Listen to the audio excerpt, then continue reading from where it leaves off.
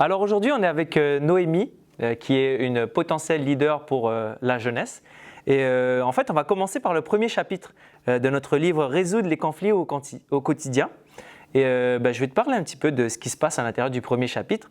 Tout d'abord, ce qui est vraiment intéressant, c'est qu'on commence par deux vérités qui sont quand même assez chocs, mais qui permettent aussi de mettre les bonnes bases dans la vie de n'importe quel leader jeunesse. Et, la première chose, c'est que les conflits existent vraiment. C'est sûr que ça a l'air d'être une mauvaise nouvelle, mais surtout, elles existent dans des domaines que parfois on ne peut pas imaginer, dire « OK, il y a vraiment un conflit qui se crée là ». Et puis, ça va être en fait la surprise de tous les jours au niveau du ministère. Et la deuxième vérité, et qui est beaucoup plus intéressante pour nous, c'est que fuir n'est pas une solution et ne sera jamais une solution par rapport au conflit. Donc, si tu es en contact avec un conflit, ne fuis pas. C'est vraiment pas la bonne solution. Ça a l'air au tout début parce que tu fuis, parce que tu te protèges, mais c'est vraiment pas la bonne solution. Et justement, avec ce livre, nous rencontrons en fait une solution vraiment intéressante qui est basée sur la paix. Pas forcément la paix comme les humains le traitent comme un traité de paix entre deux pays qui ont fait une guerre, puis après ça, ils ont signé un traité de paix, mais beaucoup plus spirituel que ça. En fait, je te dirais même, je sais que tu le sais, c'est l'évangile de Jésus, l'évangile de paix, comme on dit couramment. Et en fait, à l'intérieur même de l'évangile, tu serais étonné de voir comment Jésus et le Saint-Esprit, en fait Dieu, la Trinité, ils ont bâti tout au long de la Bible une résolution de conflit pour nous qu'on appelle la mort éternelle.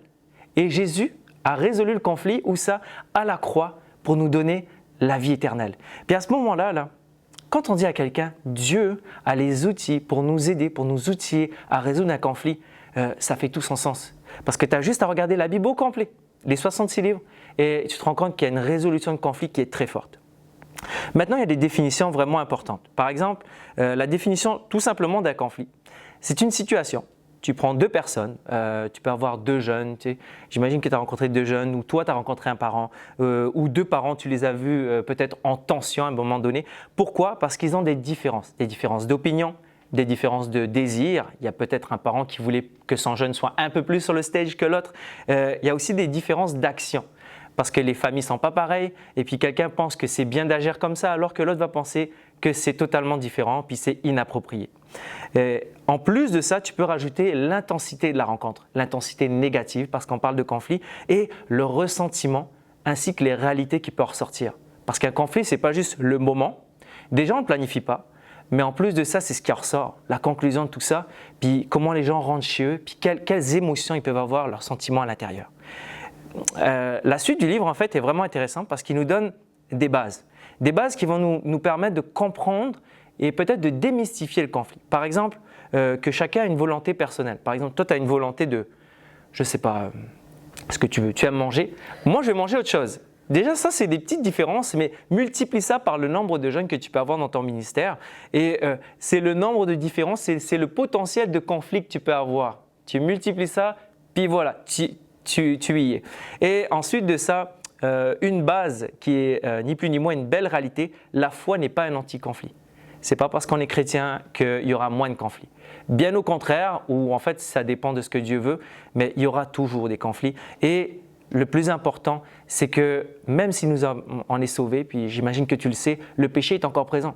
On fait des erreurs, parfois on ment, peut-être on fait d'autres choses, mais on n'est pas parfait. Donc à ce moment-là, tous les ingrédients sont réunis pour un conflit. Après, il y a des types de conflits différents, légitimes, illégitimes, tu sais, ceux qui veulent vraiment que du mal, alors que d'autres se battent pour quelque chose de bien.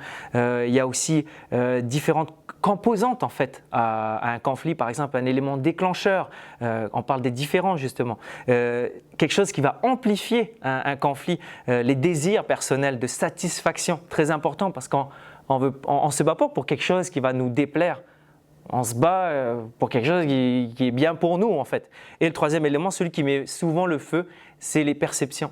Les gens oublient souvent que nos perceptions ne sont pas pareilles. On peut voir une chose, on peut comprendre une chose, même dans le ministère jeunesse, puis les gens ne pensent pas n'ont pas la même pensée en fait par rapport à la situation.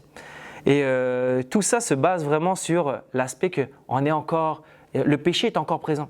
mais Jésus nous a sauvés. Nous avons la vie éternelle. À ce moment-là, on parle d'une solution, là, c'est la paix, c'est l'amour inconditionnel. Finalement, c'est imiter Jésus, puis on va le voir tout au long des autres chapitres. Mais un encouragement pour toi, parce que tu es une leader potentielle, Noémie, c'est que les bases sont posées. Et autant qu'il y aura de différences dans ta jeunesse, prends le temps d'apprendre ces différences. Prends le temps de les valoriser. Parce qu'un conflit, oui, ça peut naître de tensions, mais on peut tellement désamorcer ces tensions en comprenant que l'Église est faite de différences. Et c'est une richesse. Et en plus de ça, l'Évangile, c'est vraiment une solution gagnante. Parce que Jésus l'a faite. Jésus est mort à la croix. Beaucoup de choses se sont passées, d'injustice, de pardon, de sacrifice. Tellement de choses qui peuvent nous aider, nous qui devons limiter à juste résoudre nos conflits, mais de la meilleure manière. Et puis on va le voir dans les prochains chapitres. Donc, tu as parlé de 3 points. Est-ce que tu pourrais juste les résumer ou les répéter, s'il vous plaît? Oui, bien sûr. Alors, en fait, c'était les 3 points dans la composante en fait, d'un conflit. Le premier, c'était un élément déclencheur. Donc là, on parlait de différence et c'est par rapport à chaque personne qui ont des goûts différents, etc. etc. Le deuxième point, c'était un élément amplificateur, donc les désirs personnels de satisfaction. En fait, tout simplement, c'est la volonté. Quelqu'un veut quelque chose, l'autre veut autre chose et on voit le schéma, boum. Le troisième élément, c'est celui qui met le feu. On parle plus d'éléments de combustion un peu. Ce sont les perceptions personnelles et qui sont en fait teintées par notre vécu, notre famille, nos valeurs, peut-être même de là où est-ce qu'on vient en fait, nos origines. Donc, ce sont les 3 points. Et nous allons nous donner rendez-vous pour le prochain chapitre, le chapitre 2. Donc lisez-le et à tout de suite pour la vidéo suivante.